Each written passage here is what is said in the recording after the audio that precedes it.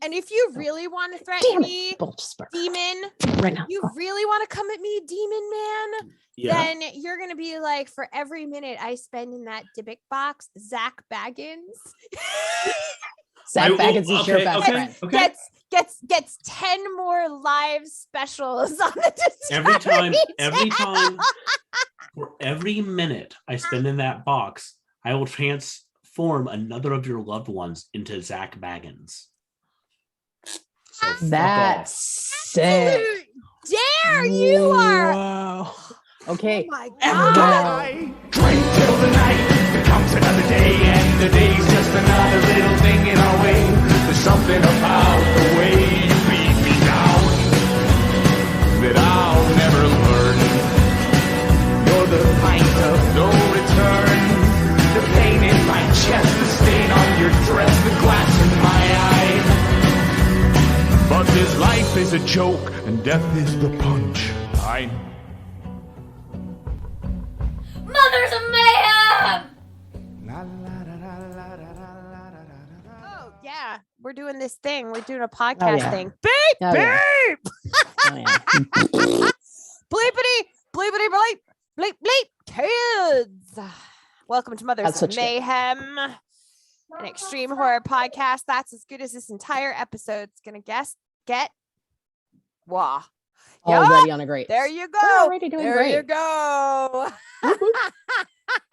It's all going to be downhill now from Morrison. It's just going to be like, Yeah, I mean, we told you this is as good as it's good.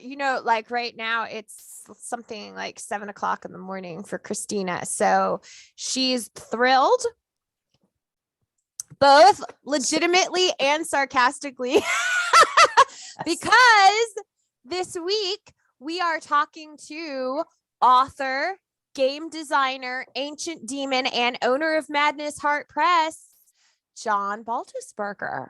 I'm sorry. Whoop, boop, boop, boop. I might be sleep deprived, but did you say demon? Ancient demon? Yes, Christina, as a matter of fact, I most certainly did. Does ancient demon not fit the bullshit narrative you're about to feed our listeners when you give them John's bio? It's funny because I went to his Goodreads account and I went to his actual website, and I didn't see this. Is there like a link that you found, or? Well, I know things, and I cannot really divulge how I learned the things I know, but I do know them, and I think it is important for you to now know that John Baltisberger's true form is actually a powerful ancient demon named Blelvis. Blelvis. Okay. Obviously. Yeah.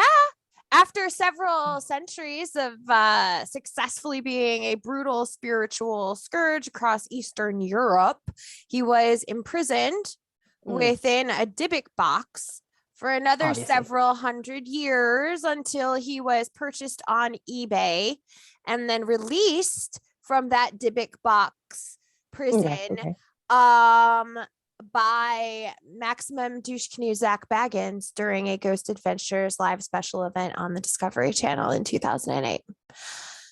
And if you're going to tell me that you didn't see that episode, then I don't know what to tell you, because I'm pretty sure everybody else did. If you don't think Zak Bagans is a douche canoe, you're wrong. Okay, two questions. Number one, can we drug drop you? Because I feel like there's something going on here. Number two, who the fuck is Zak Bagans? Zak Bagans, you don't know who Zak Bagans is? I do not know. Okay, well, you're lucky, because Zak Bagans is the host of Discovery Channel television show Ghost Adventures, and he also looks like a human punch. Is he the one with the glasses? Yes. And the black hair, and he spikes it? Yes. He has the black hair and he spikes it, and his clothes are tacky, and I hate him. I think he's fantastic. That's weird. Christina, Zak Bagans is literally an anthropomorphic shark. I did not even know. I hate his name. I mean, I hate his last name. And I Zach hate just sounds everything about douchey. him. I hate everything about him. Oh, now it is my goal in life to get you an autograph. Shut up. Yeah, I'm gonna get it. I will I will keep it. First, I was gonna say I will burn it, but I will not burn it. I will take it, and then right under his autograph, I will write "Fuck you, Zak Bagans, love Marian." And send it right back to him. Send it back. Nice. Okay, so if everybody's gonna send me dildos, we all need to send Marian rando pictures of Zak Bagans Oh because my God, I hate him so much. I hate him so much. I'm sorry if any of y'all out there are like Zak Bagans stans, but I am most definitely not. And one of my dreams in life is to drink a margarita while simultaneously punching Zak Bagans in his stupid punchable face.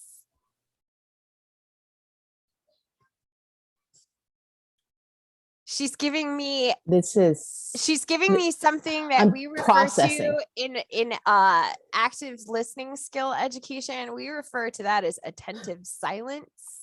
I feel like I need to give you the room right now because you need to work some shit out. It's when you use awkward silence to make the other person continue talking in order to explain themselves. That's fascinating. I didn't even know that. I just do that as passive aggressiveness. It's actually a way to get people to talk more. So you might want to rethink that strategy. Yeah, I don't want people talking. I don't like when people talk. I don't know how I get rid of this. Ha ha ha! That's funny because we do a podcast. No, I'm a walking dichotomy. Well, I told you all of the things that I happen to know about John Baltisberger. I'm curious to know what it is that you were going to tell these fine people. My lies. All my lies. Yeah. So, speak your lies, trigger wench. content. Right? Trigger content, spoilers. It's the same thing. Actually, we have a new definition today. What is feel it? Like Pee-wee's Playhouse. It's called speculative fiction. So every time we say speculative fiction, y'all better scream. And if you don't scream, we'll know. We will know. Yeah, we'll know. So this fiction is encompassing genres with elements that do not exist in reality, recorded history, nature, or present universe. Beautiful. Isn't that fascinating? Yes. Yeah, that's a fun one.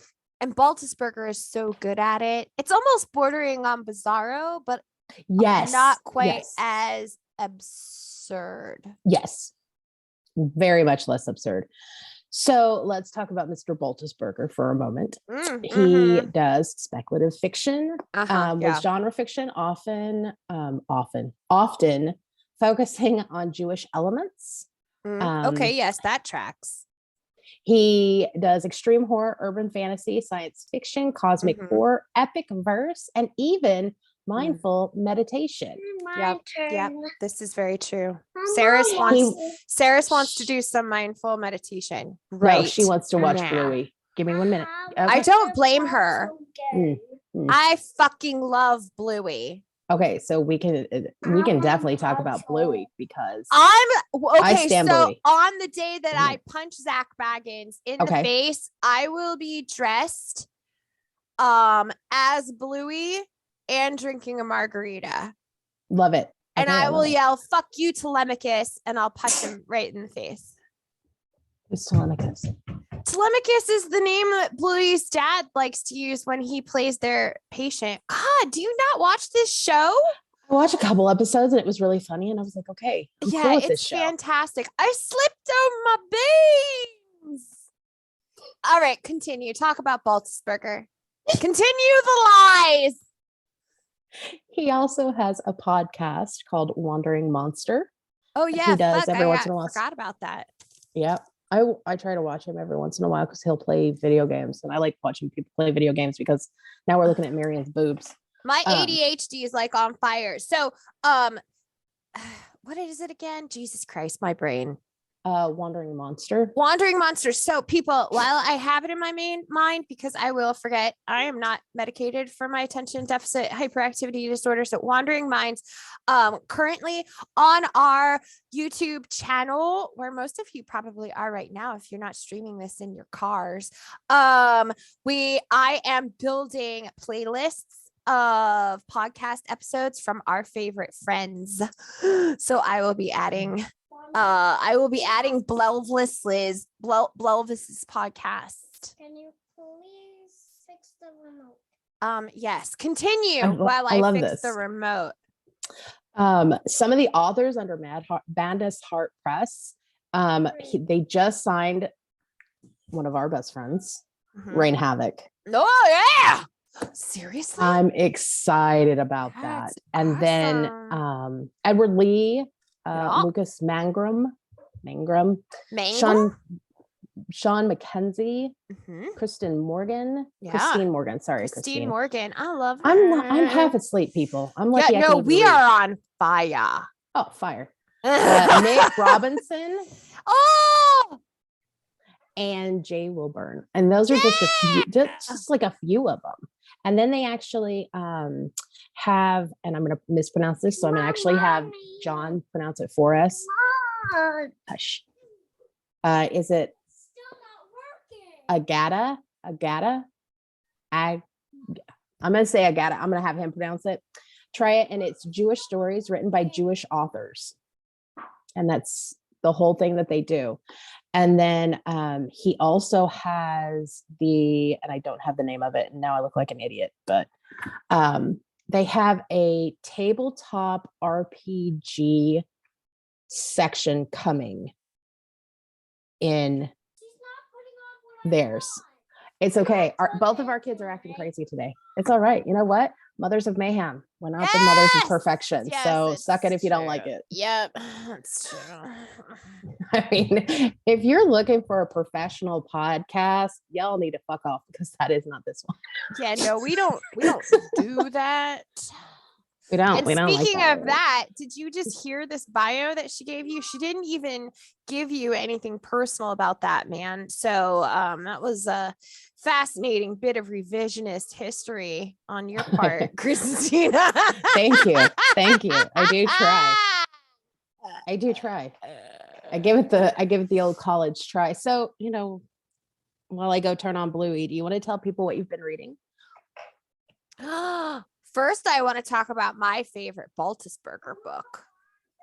Ooh, tell me. My favorite Baltisberger books are from his Godless League series, The Crimes and Passions of John Stadtberger.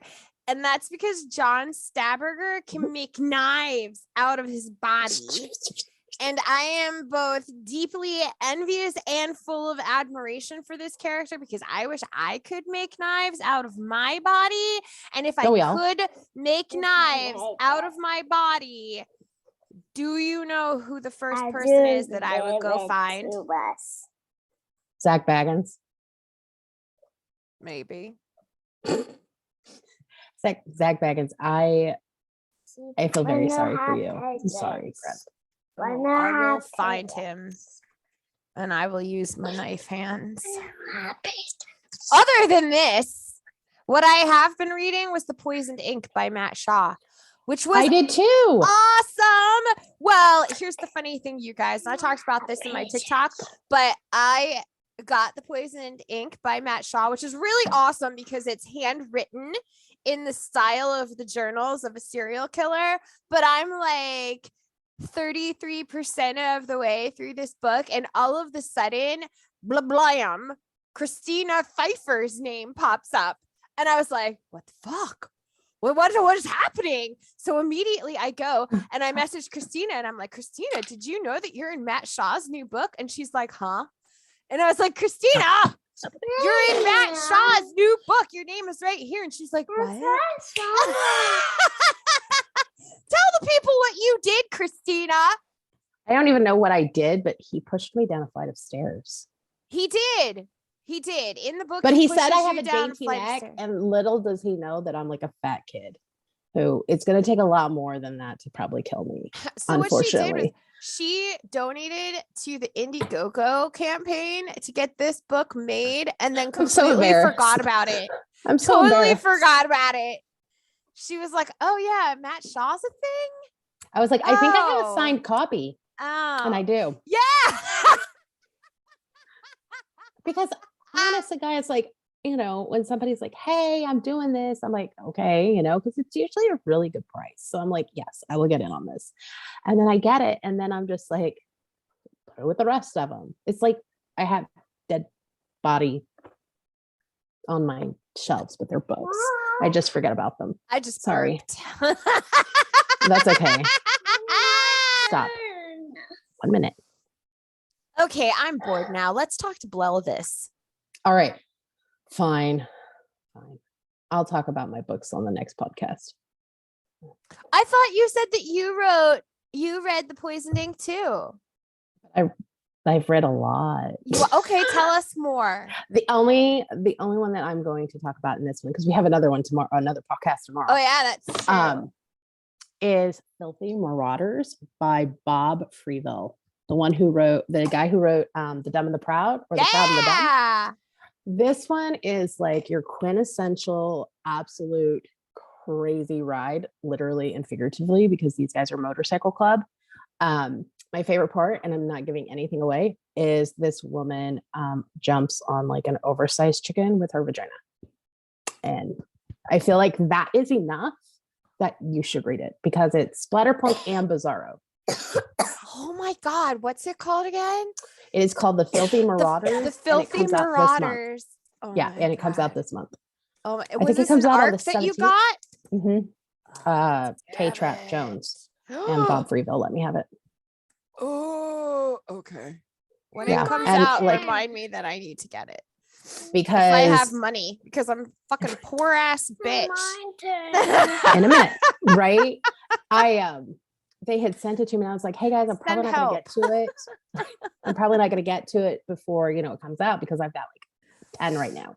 And I don't know why, but I picked it up and I was just, you know, I was reading the first like page and I was like, whoop, nope. And I finished it and sent the review in less than 36 hours. I was like, no, guys. That's fantastic. Isn't it funny the way some of them catch us off guard? Yeah. Like we get all of these arcs constantly from people who are just so generously sending them to us with this expectation that we'll actually read them, which is hilarious. But occasionally you get one and you're like, oh man, this actually really does look interesting. I'm just gonna have to throw it in the pile, but then your brain can't let it go. So you go back and you read it anyway, and you're like, oh my God, what else am I missing? Because I'm such a dumpster fire of a human. Because if you guys haven't read it, The Proud and the Dumb, like what the hell? And then I also read Dead Blood Book 2 by Jay Bauer.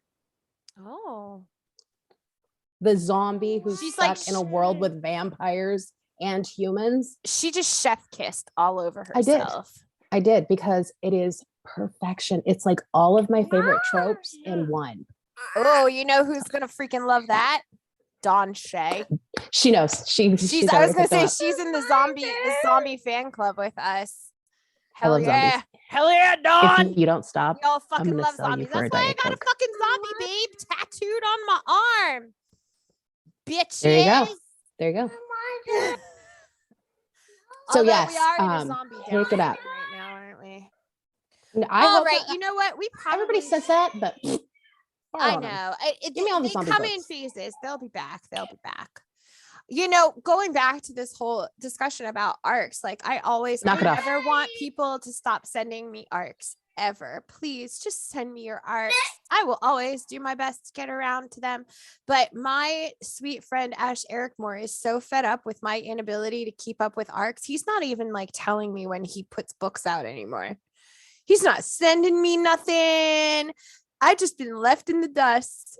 I can't help it that my life is insane. But like you get Matt Shaw's, and that's awesome. That's true. Yeah, I got to beta for Matt Shaw, so that was cool. So that was awesome. Maybe I got to beta through that one twice, so that was definitely an honor. We need to get him on next season. I don't think we've asked him yet because we were afraid he would say no. But hopefully he hasn't been listening to this and we'll make a stupid decision the way Morrison did. And we'll just be like, sure. He's like, I haven't listened to you guys. And then we're like, yes, we have a yes, we still got ground to work on. Fingers crossed. So yes, pick up the Poisoned Ink by Matt Shaw, Filthy Marauders coming from Bob Freeville, and Dead Blood 2 by Mr. J. Bauer. And if you're from Southern Illinois, Carbondale is in it a lot, and it's got zombies, which means brain dead people. And let me tell you, as I went to Carbondale and know Carbondale very well, there are a lot of brain dead motherfuckers there. So it all makes sense. It's very realistic. I feel like I'm watching a documentary. Oh, that's while I'm reading. I like it. Dummies. That's perfect. Can you tell I don't like Carbondale? Can you tell I don't like Zak Bagans? What if we put Zak Bagans in Carbondale? And then I can dress up in my Bluey outfit, grab my margaritas, and go punch him in the face. And I can. And again, if any of you Zak Bagans stands try to get in my way, I swear to God, I will. She will mow you down. She don't even murder your asses. We had to cut off our intro because I was making like very acute threats against the physical safety of Zak Bagans. We're gonna eventually have like a restraining order from Zak Bagans. I spent the last hour and a half tearing my house apart looking for my earbuds so I could record this. They were underneath my COVID-19 home test instructions. So, did you just test for the vid? I tested yesterday. I'm fine. I'm not fine. I mean, I'm fine, but I'm not fine. But I don't have COVID. There's a whole roster of shit going on. Well, test again in a couple days, just in case. I will not. Your friendly neighborhood RN just encourage you to do. You're like, it's negative. It's negative for the rest of my life. Yeah, only if they let me test on a plane. Oh no. Okay, yeah, no. We'll just pretend everything's fine. I'm gonna sneeze everywhere too. Like everything. Yeah. Just randomly lick people's faces. I'm gonna sneeze on my hand and just slap people. Oh, I love it. I love it. So hi. Hello. Hi. My friends, my children, this handsome ancient demon that we have here with us right now. This is John Baltisberger. It's me. Wow, and we are thrilled to have him. John, here's how the thing goes. I don't know if you've listened to the show before. If you haven't, good job. Good job. But also bad choice showing up here today. What we do is we go back and forth and we hit you with some rad questions. Then we probably will take a little break, give Godless a little shout out, and then we come back and we hit you with some more. Okay. So, before we do that, you want to introduce yourself to the people? Just tell them a little bit about yourself. You'll probably do a better job than we did, because I told them you were an ancient demon that was released from a Dybbuk box by Zak Bagans during a live airing of Ghost Adventures. That is not. That is 100% completely true. Accurate. That's not completely accurate. I said that. It's only 95% accurate. Yeah, they weren't filming. They actually stopped filming Ghost Adventures a while back. They just follow him around with an empty camera. There's no film in there. That motherfucker. Because hey, look at me.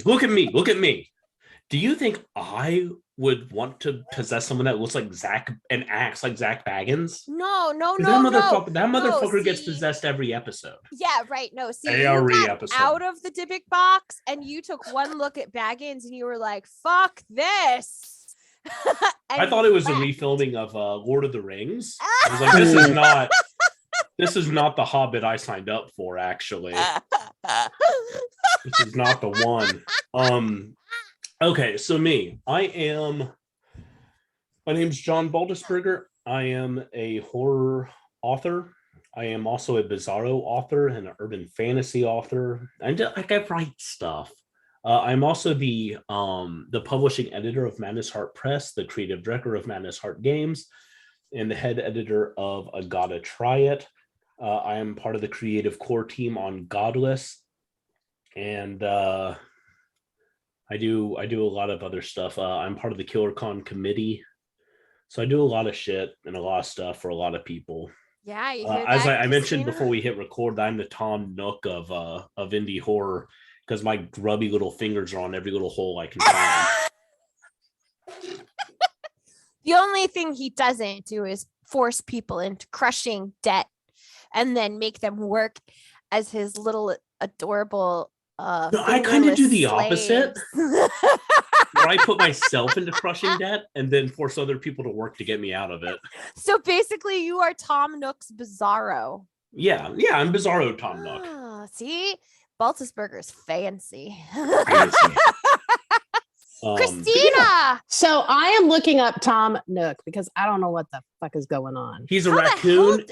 Yeah, he is a raccoon real estate tycoon. Okay, yeah, I see. He's actually a tanuki. He is. That's true. Yeah, Fictional they have giant testicles. Yes. So She just hides if under you're his like fancy me shorts. and have no clue what's going on in the world with Tom Nook, he's a fictional character in Animal Crossing who operates the vigil. Yeah. He's at this point he's a thought form. He is very real. I've never heard of this. So Tom Nook is the driving force behind the Animal Crossing franchise. He's always been there. He is basically the mechanic that the game uses to be like, hey, you've done this, so now you can upgrade to the next level. But the way they do that is through real estate, and he's a real estate agent. And so like, you move to a new island, great. And then it's like, okay, but here's the deal, it ain't free. Yeah, without Tom Nook, my Topaz Bay would have no economy to speak of. Mm-hmm. I have never played Animal Crossing, so it's not cathartic, but it's really zen. Oh my god, yeah, that's my favorite thing in the whole worord. That's Marian's surprise face right now. So, when the 2020 hit, when the 2020 hit, Animal Crossing dropped, and I bought it for my daughter ASAP. But I was like, okay, I need to have my own Nintendo Switch, right? So I started looking for the hand one, the light. But because so many people were getting into Animal Crossing at once, finding Animal Crossing or a Switch Lite was near impossible. Oh yeah. I knew that. I was glad I already had one at that point. I bought it several months in advance in preparation. Yeah, because we were looking for one because Michael deployed in 2020. And so he was like, I want to get a Switch so I have something to do in quarantine, because they had to do quarantine for 14 days. Come to find out, he had actually do for 30 days. Ha ha ha, sucker. In Kuwait, no less. In the middle of summer. That probably smells real bad, actually. Oh, he was so miserable. And I'm over here like, hey. And I'm like, no, why am I he-he-heing? I'm in the middle of COVID with 2 kids by myself. Yeah. Like, wait a second, he gets to read all the time. But I remember it was really difficult for him to find one too, because we thought we were going to have to ship it. That's surprising. I'm surprised that Kuwait didn't have a surplus of Nintendos. Right.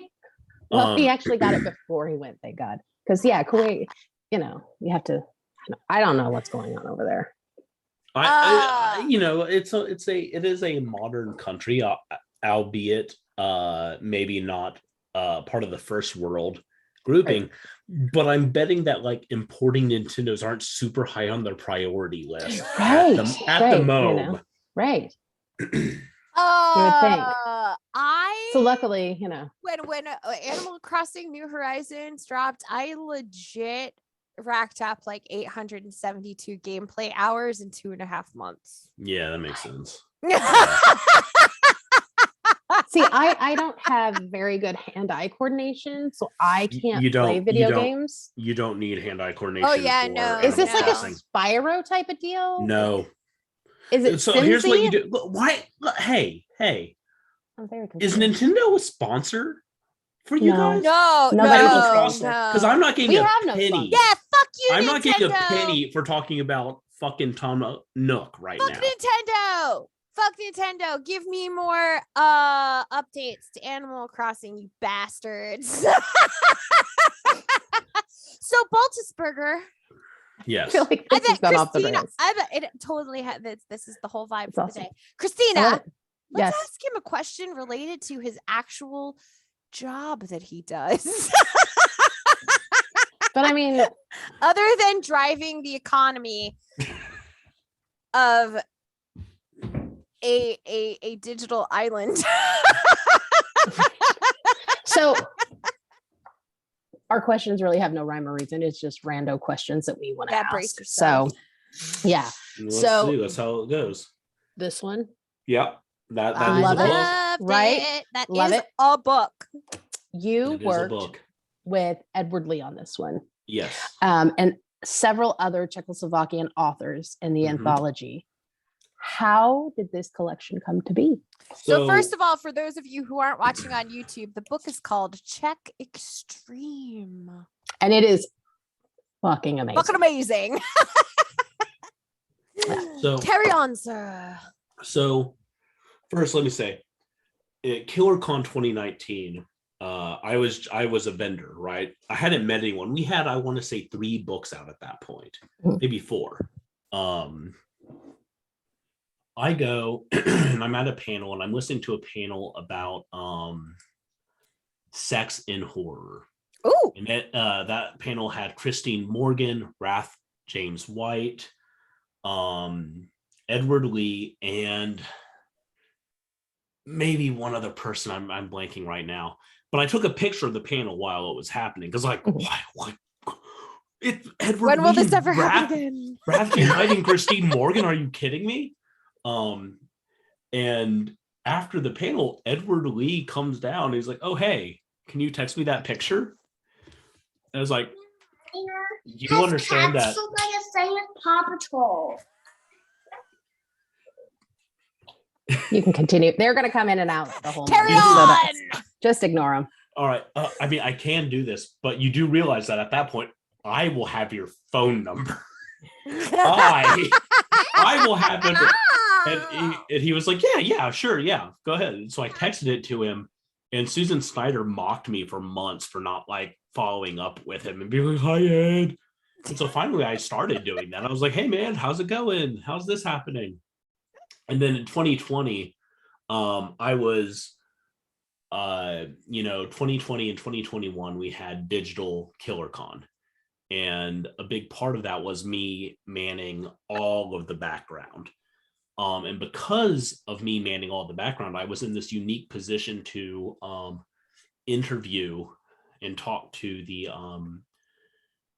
J.F. Gonzalez Lifetime Achievement Award winners, which was a huge honor for me. And it never would have happened if I wasn't, doing the background stuff. Right. And and I helped Ed with a lot of stuff. And we kind of just grew a friendship from there.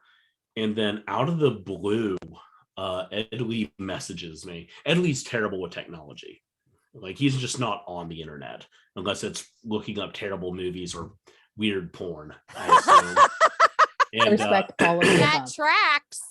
And he messaged me, he's like, "Hey, are you still publishing?"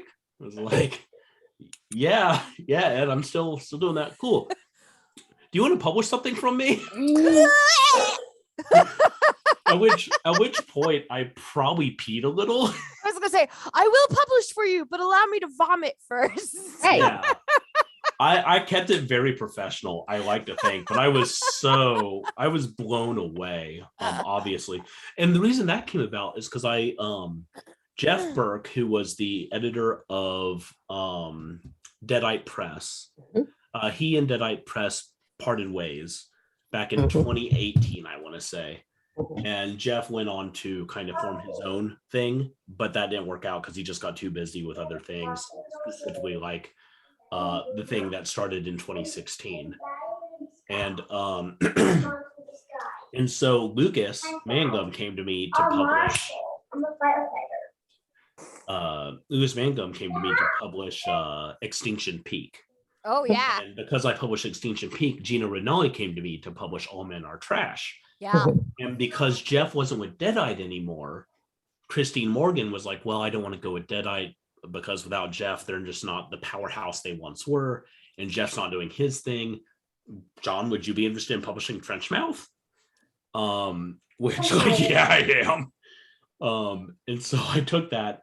And Christine Morgan, like, I'm good friends with Ed Lee. I consider him a real friend. Christine Morgan and Ed are tight. They're like besties. Yeah. And so because I was publishing Christine, and we did a really good job with Christine's book Trenchmouth. It's done really well for us. That's how everything kind of culminated. Plus, obviously, there's some Jewish themes in Czech Extreme. Sure. And Ed knows I'm Jewish, so that's how we came to be. It was a hard book to put together because he wanted it out immediately. Like he came to us with that in late November, and he wanted it out like January 1st, essentially. Yeah, I was gonna which say, is no I feel turnaround. I feel like we heard about it like the beginning of December. Yep. Yeah, because I think that's when the pre-orders happened. Yeah. December 14th. So he already had all of the submissions that he had chosen, or did you guys still have to pick and choose? He did all of that part. He chose everything. He had 2 translators who worked with those Czech authors to translate it. Then Christine Morgan edited his story. And then my editor, Lisa Lee Tone, who's, in my opinion, the best editor in the business, went through everything line by line. And obviously, like, there's some language issues. There's some stuff that we just missed because two editors and a translator, and it's messy. But we're very proud with Czech Extreme and how it turned out. Oh, you should be. You definitely should be. I came out, I created that cover, I'll tell you, in about 5 minutes. And I sent it to Ed and I was like, hey, here's a concept. Why don't we have the Czech flag colors, but then each part of the Czech flag is a different kind of creepy picture. He's like, oh, that's perfect. I was like, cool, I'll send it to us. No, just use that. I didn't even catch that. Ed, this is stock photography for like free, not even like expensive stock photography. And it was like the first thing on the stock photography website. Like, I need you to understand, this is like dollar store general cover art here. He's like, no, it's perfect. You know what? I don't fucking care. Right. Well, okay. All joking aside, he said, like, I don't want to pay a cover artist more than the contributors will make. Oh yeah, that makes sense. Oh, that's really Absolutely. Which is cool. a really big issue in horror is you either have covers that suck ass, or the cover artist made more than the book will probably make, which is really frustrating. I work with 3 cover artists now. Luke Spooner, Justin Rodriguez, and the guys over at Rooster Republic. And I try not to pay more than $100 to $200 per cover, unless I know that cover is just going to, or unless I know that book is just going to explode out. So, you know, cover art is really important, but like you can't pay more for the cover than you'll make. Oh yeah, which is really hard in this industry. See, to me, that's just, and you know, total, like, because you know, Marian and I aren't into the whole, you know, like cover art stuff and everything. That fascinates me that it's so expensive. Now, I understand paying for people's time. Like, I'm a huge advocate for paying for people's time. But like $100 to $200 for a cover. Oh yeah, and that's I'll tell you, I am blown away at the fact that I work with cover artists I can afford. Now, I'm not going to tell you how much I pay Luke, how much I pay. No. That's confidential. But obviously.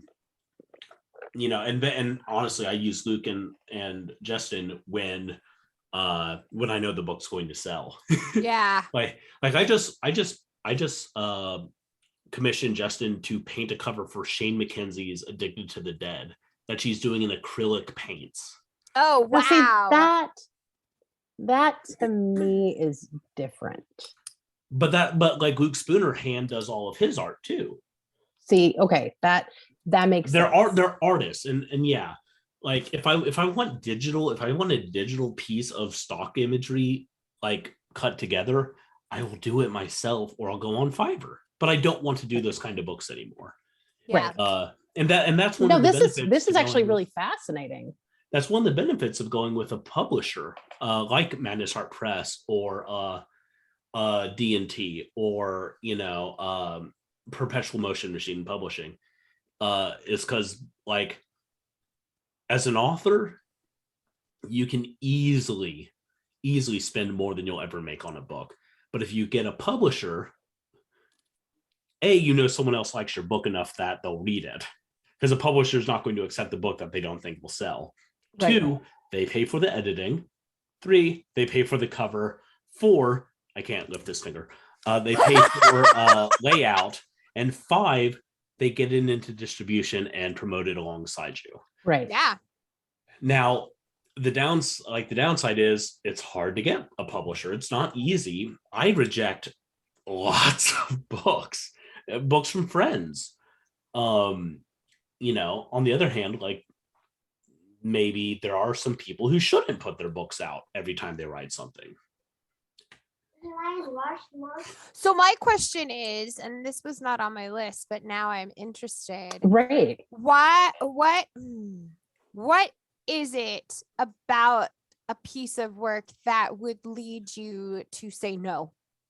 Ooh, Other than question. Is it always a structural, grammatical, just like poor editing situation, or is it that content based? Look, there are authors I've worked with that I don't want to work with again because editing was too much of a nightmare. Mm-hmm.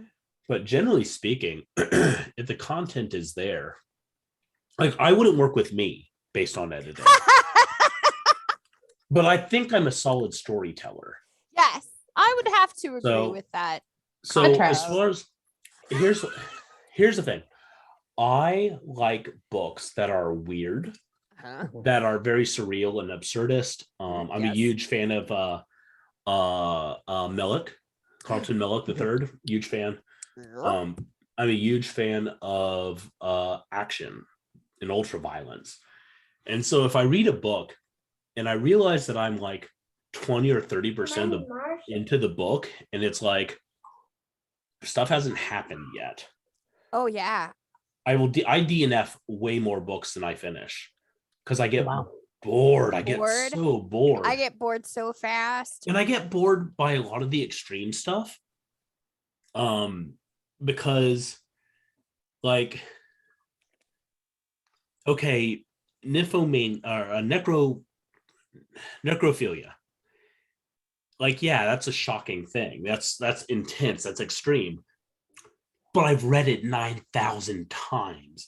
And if you're just throwing necrophilia in there because it's extreme, like, okay. There was a gross out contest a few years back where every person was just doing like a poop eating based thing. And it's like, yeah, this isn't shocking because everyone else is doing it. And it's not interesting because you didn't do anything original with it. Right. And I think that's a huge problem in our specifically community. Yeah. Where it's just like, okay, yeah, like, you wrote this thing. Is there a point? And so I need a point. I need shit to happen. And I need it to be interesting. Yeah, I love my Splatterpunk. I think it's to me, and this might sound funny, to me it's fun and fluffy. Okay, hold on. I know that sounds kind of paradoxical. No. It's like, to me, it's like my cotton candy of horror, because it's like riding a roller coaster. It's like riding a fun roller coaster. Whereas when I read Bizarro, I'm getting some of those ultra-violent influences. I'm getting the absurdity, the surrealism. I'm getting the beautiful things that I get from Splatterpunk. But I also, a lot of time, am getting big foundation in both satire and socio-cultural commentary, which is what really gets my brain going. Let me cut you off real quick. So in the beginning, there was Splatterpunk. Splatterpunk branched off in two directions, and I'm getting this from John Skip, Ryan Keene, Wrath James White. These are the people that said, these are the founders of Splatterpunk, right? Yes. Here's what they said. It branched off in two directions. Some people, not Lansdale, Richard Lehman, for instance, Edward Lee, were like, I don't really need to say anything. I just want to have like extreme horror and rape and poop and necro and all that stuff. And that's extreme. And then the other group said, I really need to say something. And those were the punks. They went bizarro. For me personally, I consider myself a splatterpunk because my work always has social commentary. Yeah. And so when people are like, oh, splatterpunk is just like extreme and push, like, no, the word punk specifically means counterculture. Right. So that I had to get that in there because I always bump my head against it. You know, actually, I never really thought of it that that way. I never thought of it that way because you commonly see splatterpunk and bizarro separated into two completely different genres. Yeah. So splatterpunk doesn't usually go the absurdist route. That bizarro does. That's the difference between the two. That's what we were talking about. The punk rock nature of splatterpunk is alive and well in bizarro, and John Skip straight up says that the home of splatterpunk is bizarro. Oh yeah. So I totally get it. I love bizarro. It's an amazing genre. I'm just way more violent and way less like absurdist. So I consider myself a splatterpunk. Well, you know, Abhorrent Siren was one of my top 10 reads for 2021. I love the way you use zombies plus mutant axolotls plus all of the other wild violence, madness, absurd surrealism of this story to address the socio-cultural issue we have with like substance abuse, addiction, the effects addiction have on families, generational traumas. Like it all leads back to that. So I want to know more about how that book in particular came to be. Where did this come from? So Abhorrent Siren started off as Abhorrent Faith, actually. I don't know if you've read it yet, Marian, but it was going to be a very small, like, scientist in a room watching what unfolds. But then We Need to Do Something from Max Booth came out. And I thought, like, well, I can't write a couple of people trapped in a room talking book. Like, Max did it, and he did it so damn good. Yeah. So it turned into something else. I knew, is my opinion, that a kaiju story always needs to be an allegory. And I knew I wanted to do an allegory about the opioid epidemic. My uncle was taken by it. My wife's mother struggles with it. Like, it's very close and personal. And I'm really mad at the government about it. Because as y'all know, like, the answer to the opioid pandemic always seems to be like, well, what if we made a different opioid? Yeah. Which is like, no, how about you just give everyone some weed? That won't solve everything. That won't solve everything, but it will cut it down. Yeah. And you can tax the hell out of it. What a concept. Okay. So I wanted to do that, and I started off just having it from a human perspective. But every time I wrote Barbara's name, I misspelled it Barabba. I really didn't like Barbara at first as a character, and I decided to kill her off. And then bye, Babs. And then I was like, wait, what if? What's the best part of body horror? It's not the monster. It's the terror of knowing you're changing and can't stop it. Yeah. So I wanted to just go full in on that idea, especially because people struggling with addiction, even if they know they're addicted, even if they know they have a problem, they can't stop it. It can't be defeated alone. No, it's a disease. And so I wanted to highlight that aspect of addiction as well, because it isn't just that it destroys family. It's not just that it spreads. It's not just that it hurts the economy or the infrastructure or the people who use it. And it's not like the people who use are just monsters and villains that don't have their own internal struggles and hardships and all that. Yeah. Right. So I needed to kind of explore every aspect of addiction within Abhorrent Siren. I loved it. And I gotta say, I was so proud of the name Abhorrent Siren because alotls are part of the siren family. Yes. And opiates are a siren and it's all abhorrent. Yes. But I had so many people like, why don't you just call it like heroin kaiju or something? I'm sorry, my title was too smart for you. Yeah, right. Because Sorry, that's you a gotta trash look idea. How about because your thoughts are garbage and I'm John fucking Baltisberger? How about you just call it smack lizards? Okay, I do need to write smack lizards now. That's spectacular. I better get an acknowledgement at the beginning. Nope, of smack absolutely lizards. not. I'm gonna say I came up with it. Right. I'm gonna say I came up with it while smoking peyote. There's no proof. I had otherwise. this vision of Marian, and she was like, "Smack lizards." Bye. So that's Abhorrent Siren. And I love it. So I'm going to take over because I want to talk about Abhorrent Faith. Okay. It is March, and when I read it last month, I believe, and it's already going to be in my top 10 for 2024. I told you that it's not a secret. Don't know where just yet, but it's in there somewhere. Have you ever read the book Incredibly Loud or Extremely Close or something like that? I know what book you're talking about. The kid says in it that he gets heavy boots, and that means it's very heavy and it stays with him, and it makes you stop and think. And this novella, Abhorrent Faith, gave me heavy boots. It was emotionally charged. I mean, it's got the crazy sex, it's got the the blood and the gore, but at its base, at its most basic, you can tell that there was blood, sweat, and literal tears that went into this for you, and you got that across in such a beautifully impactful way. So I'm fangirling on your book a little bit. Sorry, not sorry. I know a little bit about what went into it, but can you tell other people like where it came from, where the ideas, because there's a lot going on in it. There's, xenophobia, there's religious crazy people. And then there's such challenging characters.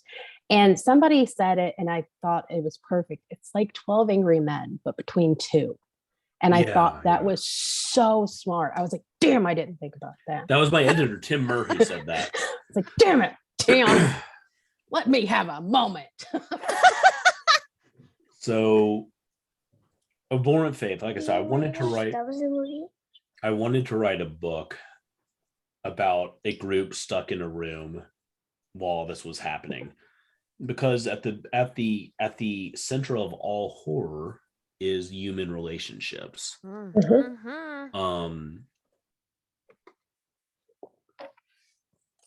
Here's the thing, like people say, oh, like evil religious figures or crazy religious figures, and the antagonist of the book is clearly based off Kenneth Copeland, a Texas televangelist on par with Joel Osteen.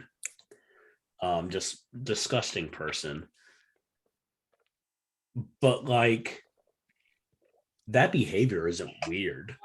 No. That's not odd for me to come across someone that acts that way or spits that kind of venom. For anyone who's not Christian, it's very common. I think so basically what happened is I started writing this book, and I wanted to write this book that was kind of in a way going to talk about some Jewish beliefs.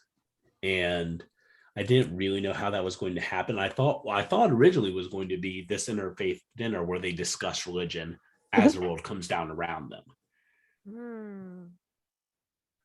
But then people started hanging swastikas over I-35 in Austin. And when the police were called, they shook the guy's hands and kindly asked it, like, hey, I appreciate what you're doing, but you gotta pack up. What the fuck? People have been posting neo-Nazi literature on campus over at Texas State University, just 30 miles south of here. And on Halloween, 2021, a young man, a student at Texas State, poured gasoline on our antique doors of our synagogue and lit the match. It cost about $250,000 in damages before someone spotted it and called the fire department. Oh my God. And I'm mad. I'm so angry. Oh yeah. And here's the thing, like, it's not new. No. I've been jumped by these people.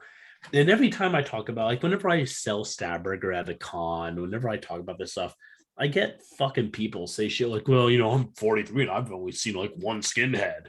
It's like, okay, but are you a white Christian dude? Because if you're a white Christian dude, the skinheads and Nazis don't feel a need to let you know they hate you. If you're Jewish, if you're gay, if you're a person of color, they come out the fucking woodworks and they let you know how much you're not a human being. I live in central Pennsylvania.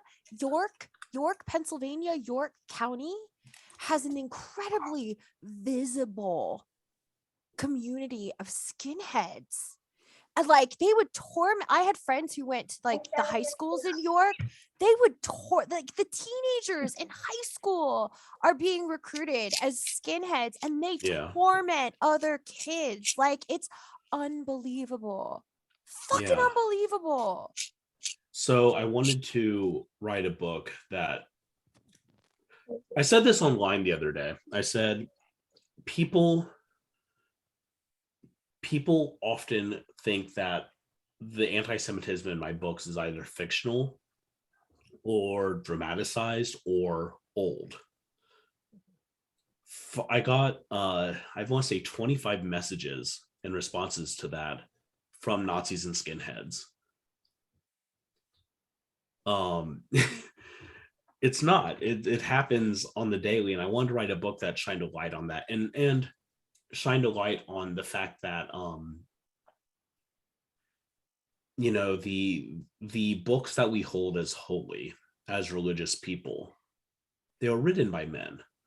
They're written by men, like literally men, with agendas and propaganda. Mm-hmm. And if you don't, you know, shining light specifically on the Christian Bible, you know, first you have to go through the fact that there are all these translations.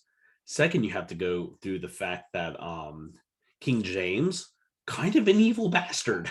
Like, not even kind of, like, just straight up an evil bastard. Do you remember that quote from Master Shake and Aqua Teen Hunger Force when they're talking about the Bible?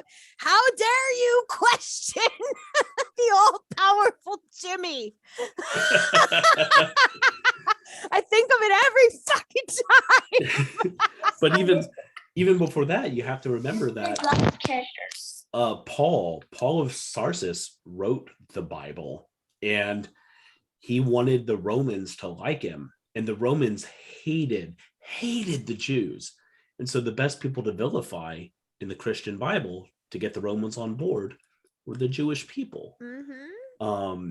For instance, Pontius Pilate, and I talk some of this in the book. Pontius Pilate is painted as this kind, like, I don't want to actually kill him. Can we let him go? Let me free him. Please let me do anything to spare these people. Pontius Pilate was recalled to Rome for being too murder happy with the slaves. Mm-hmm. He was recalled to Rome because he paved the roads with crucifixes. He loved murdering people. Oh, yeah. There was no chance in any reality where he would have been like, I want to spare someone. Uh-huh. It'd be more like, okay, do you really want me to crucify this person? Yes. Well, then I'll crucify you all. And I'm not saying I don't believe that Jesus of Nazareth was the Messiah. That's not my belief. I'm not saying that the belief that he is the Messiah is wrong, but I am saying the Holy Book has a lot of pointed propaganda that is anti-Jewish. And more than that, the analysis of the book has a very anti-Jewish historical slant. You've been a pioneer as far as bringing Jewish faith and theology, even the mysticism of the faith, to indie horror. You're basically the father now of the subgenre Jewish speculative fiction. So we've kind of talked about this a little bit, but what motivated you to start that journey and to really follow this path? Jewish mythology is baller. Like, there's so much cool shit. But whenever you talk to someone about it, they're like, oh, the golem. But there's so much more. And so much more I want to like introduce people to. And so I always just like, well, what if I turn this Jewish? And it's fun, but it's also really hard. A big chunk of the Jewish literary world is Holocaust studies and Holocaust fiction. And the only Jewish literary world outside of the Jewish people is people writing about the Holocaust and golems. And so if there's a Jew in a book that's not by a Jew, there will be a golem. And they'll likely be about the Holocaust. And often there will be some romanticization, like the Jewish prisoner at Auschwitz will fall in love with a Nazi guard and you'll see his humanity. Whereas I, as a Jewish man, say, no, fuck that. They have no humanity. They're not humans. Nazis aren't men or women. They're scum. I don't know why people keep conflating me with Splatterpunk. But they do. My wife and child do, especially. I love him. The truth is that the Jewish faith and people have been around for like 6,000 years. And the fact that the majority of the literary world revolves around like the worst, not even the worst, is like a bad section, 60-year section of that history and mythology and folklore is a crime. And so I really wanted to address that. I try not to just write about anti-Semitism because I don't want that to be the focus of Jewish literary works. But I've also noticed that people just don't realize that anti-Semitism exists. They think it's a non-issue. And so abhorrent faith is like trying to address it and trying to be like, this exists today and it's normalized. But at the same time, like, yeah, Jewish stuff is cool. I wrote an essay about it a while back. One of the things that makes it cool is it's familiar enough to feel familiar, but different enough to feel slightly alien, which is a wonderful uncanny valley for horror. And so if you've read Blood and Mud, the picture is up there above my closet. If you read Blood and Mud, I use Hebrew spelling for the angels' names. And like people know Satan and Michael and Raphael and Enoch. But they don't know them from the Jewish perspective. And so doing that just kind of creates this really wonderful space for storytelling. In War of Dictates, I had a friend message me every few pages like, okay, did you make this up or is this from like Jewish folklore? Generally, it was from Jewish folklore. Yeah. This isn't one of my questions, but do you have any like suggestions for books that aren't romanticizing the Holocaust and talking about the golem? Do you have any like that you would suggest? Because stuff like that interests me because I really know nothing about the Jewish faith. And I actually looked some stuff up because of Abhorrent Faith. And I was just blown away. So in the back of Abhorrent Faith, there's a bibliography. Mm-hmm. That mostly addresses like a Jewish perspective on these things, though. It's very pointed. And, it can sometimes be aggressive towards Christianity specifically. That said, if you haven't read The Jew and the Lotus by Roger Kamenetz, it's a story about a bunch of Jewish rabbis going to meet the Dalai Lama and trade mystical knowledge and like philosophy. Oh, interesting. And Roger Kamenetz is a fantastic author, so I highly recommend that. There's a huge bridge between Zen Buddhism and Jewish mysticism. Mm-hmm. They're very similar. I'm taking notes. I'm not ignoring you. I'm taking notes very quickly. We do this. Like if you see me looking off, that's no, it's fine. It's fine. Right. It's fine. More books to read. All right, beautiful. Yeah, I'll just add that to the list. That's interesting because my husband is very into Buddhism. Oh yeah. Buddhist stuff all over the house. I am not. But you know what? He gets to practice what he does. I do what I do. We're very open here. That's the way it should be. For sure. And that would be really interesting because he's always like blabbing at me about Buddhism, and I'm like, dude, I don't know what you're talking about, but you can keep talking because you're cute and I like your voice. Right? Yeah. I'm pretty sure. Do you know how often my wife has heard me talk about Space Marines? I actually know what that is because I am mine does that too. I am so lucky I'm pretty. So lucky I'm pretty. Mine is too. Let me tell you. So speaking of Space Marines, because I'm right with it's Warhammer, right? Yeah. Warhammer. Okay, good. Because I was like, am I right in this? But I think that's the one he picked too. Because he had I think he still has figurines or something. Sure. And he's like, I'm just going to put these up for the kids. And I'm like, they're not going to want those. But, whatever. Maybe our kids will. I don't know.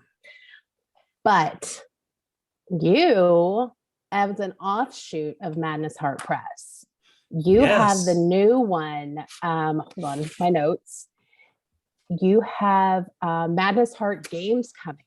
And it's I learned what TTRPG was because of you, because I'm like, what the fuck is that? You're welcome. I Googled it because I'm like, I got to be one of the cool kids. No, there's nothing cool happening here, but it is fun. It is fun, but not cool. Don't worry about that. What else do you have up your sleeve? Can you talk a little bit about the game? Yeah, I can blow your mind a little bit. Do it. I'm ready. Did you see Drew Stepik's post about the Godless anniversary happening next week? Yes. We're very excited. Yep. Lots of stuff being announced, including Godless Worlds. Shut up. Wait, what? Godless Worlds is a game vertical where games will be sold on Godless. Like tabletop games or just RPGs? Stuff that you can buy. My husband's a game master and a LARPer. RPGs, so mostly RPG stuff, but also print and play stuff. Okay, so explain print and play to me. So print and play, you might have a card game, Cards Against Humanity. Yes. Okay. Started as a print and play game where you would just download their stuff, print it, cut it up, and start playing. Okay, cool. So that sort of thing, and are stuff that you can play using either a book or you can print it yourself. Oh my god, I'm so excited. This is exciting news. Oh my god. Drew and I have been talking about launching this probably since we met. So Madness Heart Games is launching first Numinous Brutality. which is a tabletop role-playing game about demigods who have to eat each other and murder each other to survive and grow more powerful. Yes. There's rules in it that I want the player to feel a little bit like it's Dynasty Warriors. Like, so they'll be able to just like carve through armies. Okay. It's going to be it's set at an epic scale. In this game, can I kill and eat Zak Bagans? You're required to. Okay. I'm in. That's how you win. No one knows. So that's going to come out. The abridged rules and an adventure module is coming out on the 15th next week. That is amazing. That is so cool. I'm going to wait for her to finish whatever she's saying there, because she wants to hear this next part. Oh god. Oh gosh. I wonder what's happening. While she's yakking, I want to talk about this one too. Because boundaries. Yes, I want to talk about that too. Boundary. Okay, so boundaries is super fun. It is boundaries. Did I tell you how I came up with boundaries? Because That's amazing. A guy came up to our booth in San Antonio and he's like, well, what book would you recommend? And I said, well, sir, that checks out. That depends on what your boundaries are in reading. And he says, well, I've been watching slasher movies since I was 10. I don't have any boundaries. Sir, yes, you do. I don't think you understand. You haven't bound them yet. So here is Check Extreme. You read this, you come back to me and you tell me what new boundaries you found. And on the way home, my wife and I just chatted and talked about how fun it would be to have a journal that you could keep where you could write down your boundaries and new kinks and take notes. And we started working on that as soon as we got home from that show. But now that you're back, next month, we will be releasing the Godless League TTRPG. Nice. Okay, that kind of leads into my whole thing about I wanted to ask you about John Staberger's gift of making knives out of his body and how I myself would be able to obtain this ability. Oh my god. This is like I can't tell you because it's amazing. They go into it in issue 3 and issue 4 of Staberger. Okay. You just have to read it. I'm sorry. So the instructional manual is coming. It's there. I'm ready. I will tell you that the Godless League game is broken. It's stupid. It's over the top. It is not designed for like long campaigns where you like grow as people. So basically, you guys made it for me. Yeah, it's designed so you like get in there and you are as ridiculous as possible and you have fun and then you're done. I'm sorry. Is it called the Marian game? Because it's checking all the boxes of Marian. It's going to be like 12 pages long. It's going to be short. I'm ready. Because I've never like Cards Against Humanity or anything. Like I've never played any of those. So this will be. I'm not a cool kid. I never. There's nothing cool about being a tabletop role-playing gamer. Yeah. I feel like that's like the cool geeks do that. Nope. I'm over in the nerd section. It's all losers all the time, baby. That's like join us, like, Christina. These elves are all role-playing games. Yeah. You know what? Just You tabletop and my role-playing husband. games. You and my husband would get along swimmingly because the third bookcase or the middle bookcase right here, that's his bookcase. Yeah. We also have several bookshelves full of RPG guides. yeah, they're fun. Yeah. They're fun. So this is for them. It's the plan is like, look, I want to get these games out to gamers. Obviously, I want them in stores. I want them to grow. I want them to flourish. There's a lot of fucking nerds in the horror community. Yeah. And there is. And I think it's an untapped market to do kind of splatterpunk games. So that's what we're doing. And we'll see. That's exciting. We're going to be accepting pitches for games, and working with people to design new games. And I don't know, it probably won't be a monthly release because these are a lot of work. But we will work on getting stuff out semi-regularly. And we'll hopefully do some game jams as well. I'll talk to Drew about that. Yes, I'm ready. What is that? See, you're gonna have to.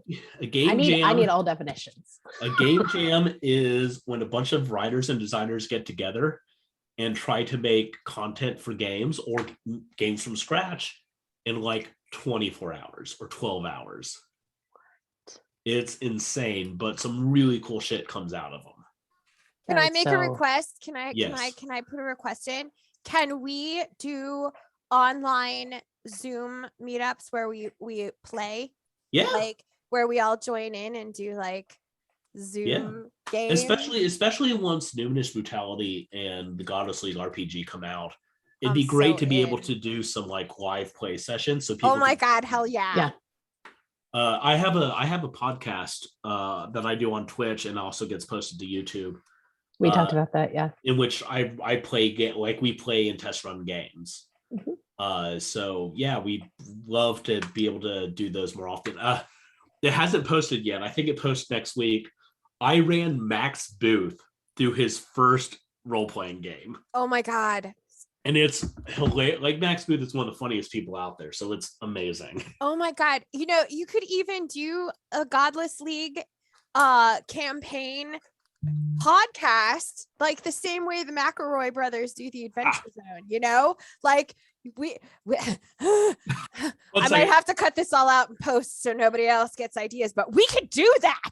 I gotta tell you, I just got a message from my editor who's editing the third book in the Book of Zev series. This person, really, John? Well, fuck my weekend.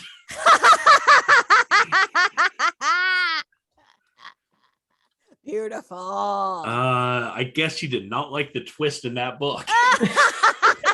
Well, while we let you respond to that one, we're going to take a quick break and we are going to give all of our love to Drew Stepik and your beautiful baby Godless.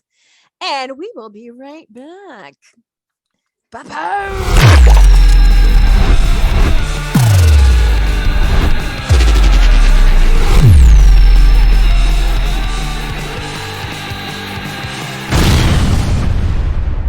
Hey kids, looking for a way to affordably access the best and wildest independent extreme horror currently in existence? Godless Horrors is the place to be. Go to www.godless.com to gain access to thousands of extreme horror and splatterpunk books from the genre's best and brightest independent authors.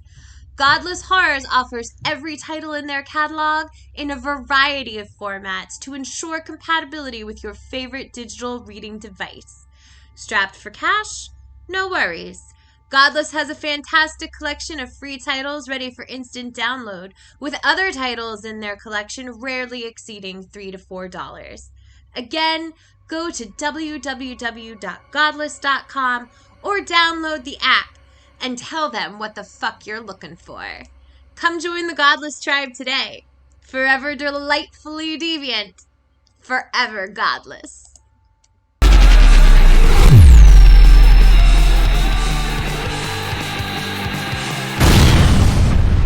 What about my brother-in-law? Sorry. Screw your brother-in-law. He's so fancy. He's so fancy with his little PhD. Do you know who's fancy?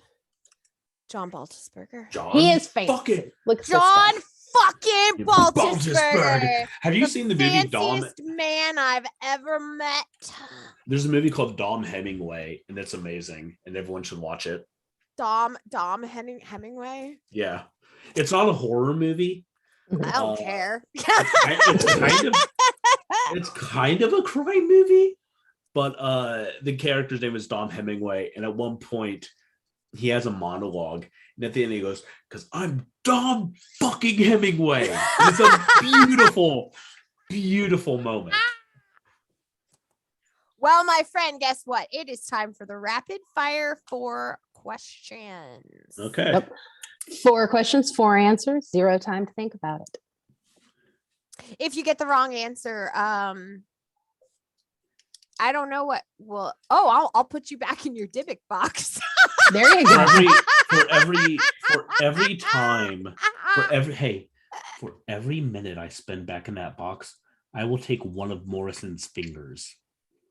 He only I has don't 10. fucking care. So watch yourself. I don't fucking care. You can take all of his toes too. I do what I want. I'll take all 11 digits. I don't care. I ain't We'll take never gonna every see him in appendage real life ever. anyway. Chandler, I love you, and I will not hurt you so long as no one puts me back in the box. Right. So I The feel only like you're person giving that- them plenty of, opportunity to not put you back in the box. Yeah. I appreciate you being so like, hey, heads up, just in case this happens. And I appreciate that about you. Yeah. Yeah, I tried to be a fair Dybbuk. I love Chandler Morrison. Like, he's a cool dude. He's a nice He's friend okay, I to guess. have. But yeah, honestly, you can take any digit you want because I am a selfish bitch. I don't care.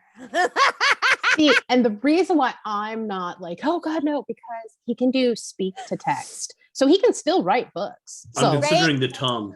And if you really want to threaten damn me, it, Baltisberger, demon, right now. you really want to come at me, demon man, Yeah. then you're going to be like, for every minute I spend in that Dybbuk box, Zak Bagans Zak Bagans is your best friend. Okay.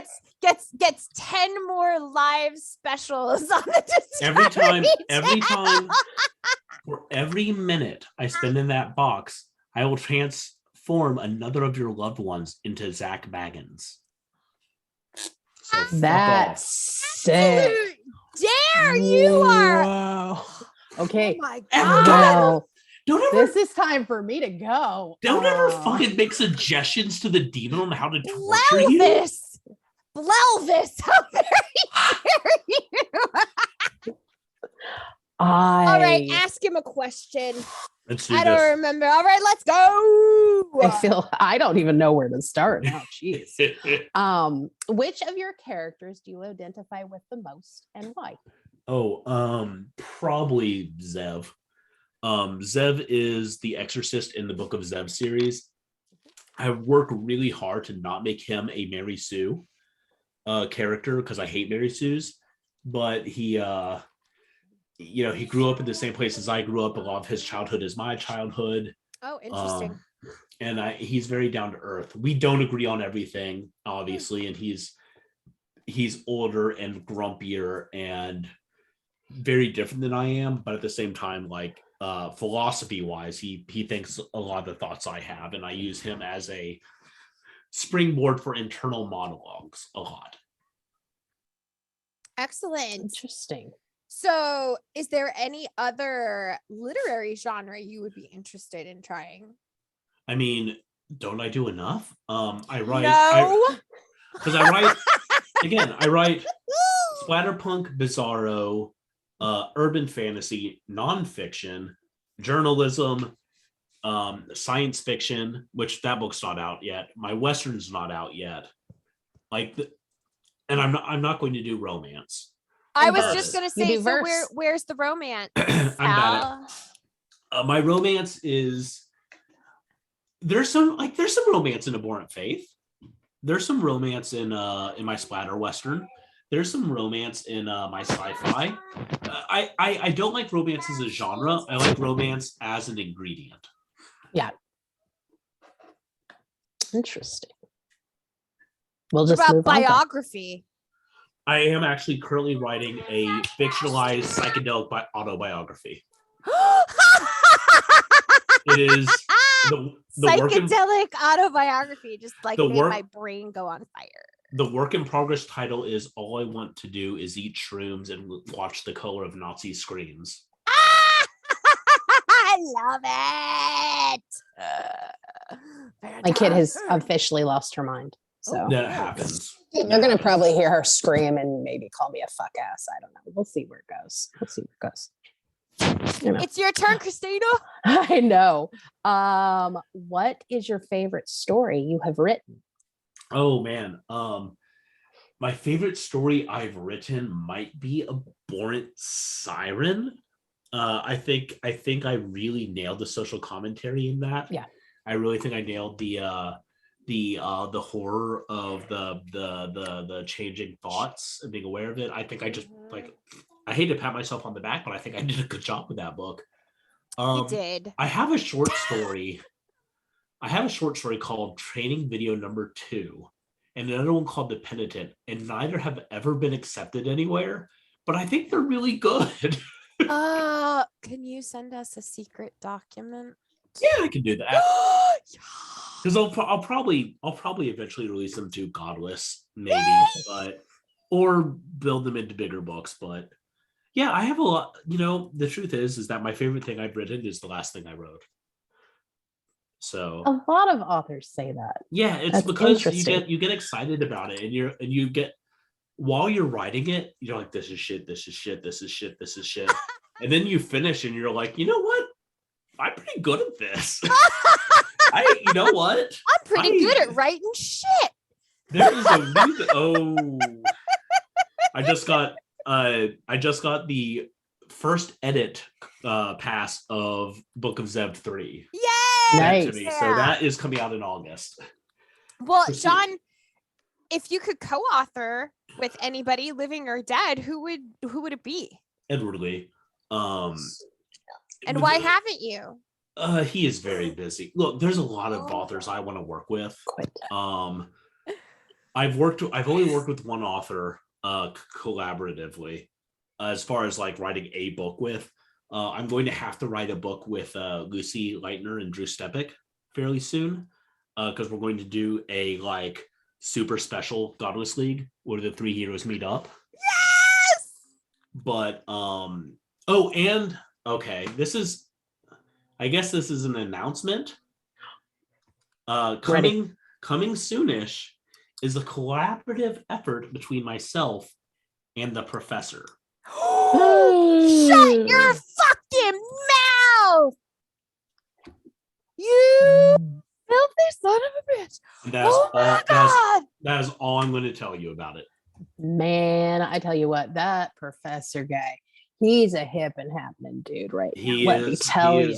He is. I initially messaged him to say like, oh, hey, I was thinking about doing a verse thing because he just did his first thing.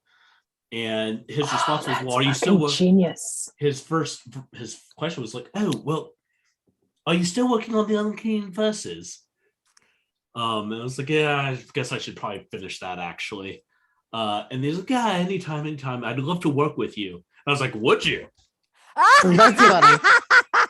And so we've been talking, and we have an idea. We fleshed it out. Got the green light from the publisher, so we're gonna move ahead with it. Probably that's genius. That's probably genius. In April or May. So soon. It's a ways off, but it's like when you're me, right? When you're John, like everything is very like I think of terms of weeks at this point. Yeah. Because like once my editor Lisa gets me a manuscript back, it's like, okay, get this in layout, get a cover, and get it out. Yeah. So yeah. That I don't know exactly awesome. when, but we're going to get that out. And that's kind of my collaboration fix right now. Oh, that's great. Well, you have survived the test of the rapid fire 4. Congratulations. I will not be putting you back in the Dybbuk box today. Even bigger congratulations to me for avoiding having every person in my life that I love turned into Zak fucking Bagans. bro. Just randomly, I'm possessed. I'm possessed, bro. Oh God! You know his abs are tattooed on. This doesn't surprise me in the slightest. It really doesn't. Well, you know what? we really, really appreciate you spending time with us and dealing with our ridiculosity today. Well, Marian's mostly. Well, I mean, that's what makes us charming. Is that the word they're using now? That is, it is. It's code. It is. Rearrange the letters. John, if people would like to contact you, are you comfortable with that for one? And if yes, where's the best place for them to do that? So first of all, I have a website, www.kaijupoet.com. It's where you can find all of the books I've written, all the stories I've written, like links to everything. So first there, like just check that out, please. You can also order books from me personally that I can sign and send to you if you live in the continental United States. Sorry. Shipping's a bitch right now. We all know it. It is. And if you want to get in touch with me, I'm on Twitter at Kaiju Poet. That's the easiest way to get a hold of me. He's also on TikTok at Kaiju Poet and the Instagrams. Don't contact me through Instagram. Madness Heart Press. That place. Madness Heart Press has a presence on Instagram, but like I don't. Like, I don't. Occasionally, someone will send me a message, and it's like, okay, I'm not opening the app, so whatever, I guess. Get to you when I get to you. Well, for more information on John Baltisberger's full bibliography, please refer to today's show notes or come join us on the Mothers of Mayhem official Facebook group. I believe you are also a member of that group as well. So they can probably you are. You're good. You are. All right, cool. You're good. You're good. You can always find the links to our various social media accounts in our show bio. And as always, you can send your questions, comments, or insults to our email address, momextremepodcast@gmail.com. That's m.o.m.extremepodcast@gmail.com. Do not forget to send your actual real dildos to Christina, and if you need her address, you just DM me. I'll throw them in the shipping, though. No, because Alaska.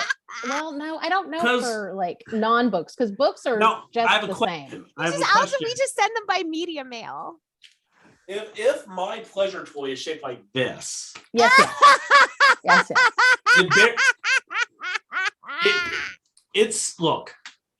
It's a stretch. No. They make those. There's also this. Yeah. This is a speaker, but again, it fits. It does. And then you get like that bus. Yes. You get that bass. Yes. So I'll send them both. I appreciate you, John. Yeah. The shipping is going to be insane. Now, if you would just send me like a book of pictures of that, then that's going to cost you like $350. That's only going to cost you $350. I'm sending the things. I have Drew's FedEx account number, so it'll be fine. Oh yeah, perfect. Yeah, then this you're all good. works out so well. Make Drew pay for it. What else is he doing? You know? Yeah. What else has he paid for? And with blood, sweat, tears, and money. Right. Well, thank y'all for having me. I appreciate it. Oh yes. Oh, we're so glad you did this. We had a great time with you. One more thank plug. you. Oh wait, go ahead. I was just gonna do one more plug. Some of your books are on Audible. Yeah. And some of them are like under $10.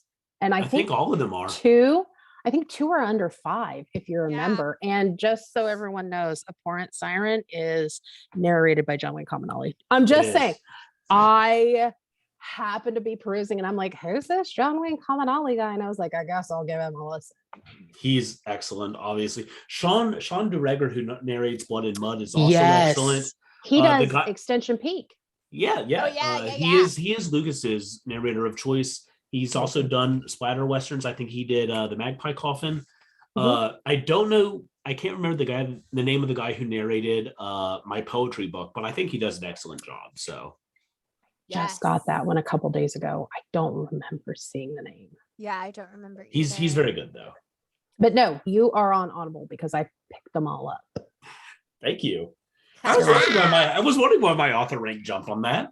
You're welcome. Well, my husband and his money. Oh, it was our pleasure. As always, we always want to give a huge thank you to singer-songwriter Amigo the Devil for allowing us to use his song Hungover in Jonestown as our theme. I told you on the last episode you need to be listening to him, and I will tell you on every episode that comes in the future. If you're an extreme horror fan, like, you don't know what you're missing. This dude is where it's at. And until next time, go raise some hell, children. Make your book mommies proud. Bye. Bye. Bye. Life is a joke, and death is the punchline. Oh, la, la, la, la, la, la. Life is a joke. Death is the punchline. Oh, la, la, la, la, la. This life is a joke, and death is the punchline. La, la, la, la, la. This life is a joke, and death is the punchline.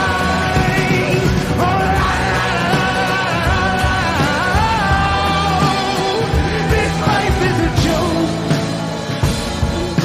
the punchline.